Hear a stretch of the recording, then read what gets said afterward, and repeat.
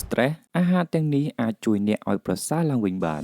1ខ្លាញ់ជំនួយសុខភាពខួរក្បាលខ្លាញ់សុខភាពនៅក្នុងក្របធនជាតិនឹងត្រីគឺមានសារៈសំខាន់ណាស់សម្រាប់សុខភាពខួរក្បាលអាស៊ីតខ្លាញ់ Omega 3 ពីអាហារសមុទ្រនិងប្រេងអូលីវមានសារៈសំខាន់និងមានអត្ថប្រយោជន៍ចំពោះសុខភាពខួរក្បាលរបស់យើង2របបអាហារបែប Mediterranean ធ្វើឲ្យប្រសើរឡើងនៅរបបអាហារទូទៅរបស់អ្នកវាអាចជួយកាត់បន្ថយការធ្លាក់ទឹកចិត្តរបស់អ្នកដោយការញ៉ាំផ្លែឈើស្រស់ៗនិងបន្លែស្រស់ៗគ្រប់ធនជាតិត្រីខ្លាញ់សាច់ក្រហមនិងប្រេងអូលីវ3អាហារដែលមានជាតិមេឬឡាំងជូរអាហារដែលមានជាតិហឹរដូចជាគីមឈីជាដើមគឺជាអាហារដែលសម្បូរទៅដោយបាក់តេរីដែលមានសុខភាពល្អត្រូវបានគេគិតថាធ្វើឲ្យធូរស្បើយជំងឺធ្លាក់ទឹកចិត្ត4ស្លឹកបៃតងអាហារទាំងនេះទទួលបានពិន្ទុខ្ពស់ជាងគេក្នុងចំណោមអាហារនិងរុក្ខជាតិទាំងអស់ដែលបង្ហាញថាវាជាផ្នែកដ៏សំខាន់មួយក្នុងការព្យាបាលនិងការពារជំងឺធ្លាក់ទឹកចិត្ត5សូកូឡាខ្មៅ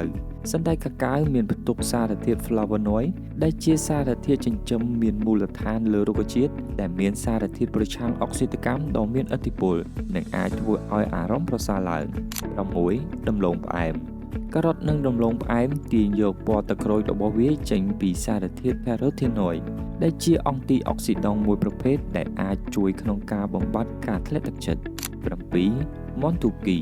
ខណៈពេលដែលសាច់មាន់ទូគីគឺប្រហែលជាមិនអាចធ្វើឲ្យអ្នកងងុយគេងនោះទេសារធាតុ tryptophan អាចជួយក្នុងការព្យាបាលបញ្ហាសុខភាពផ្លូវចិត្តដូចជាការធ្លាក់ទឹកចិត្ត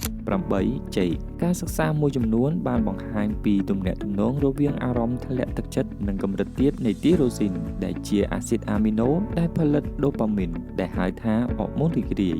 ដូប៉ាមីនត្រួតត្រាលើភាពរីករាយនៃខួរក្បាលរបស់អ្នក9ត្រីសាល់ម៉ុនមិនអាចរំលងត្រីសាល់ម៉ុនទេវាល្អសម្រាប់ស្បែកបេះដូងនិងខួរក្បាលរបស់អ្នក10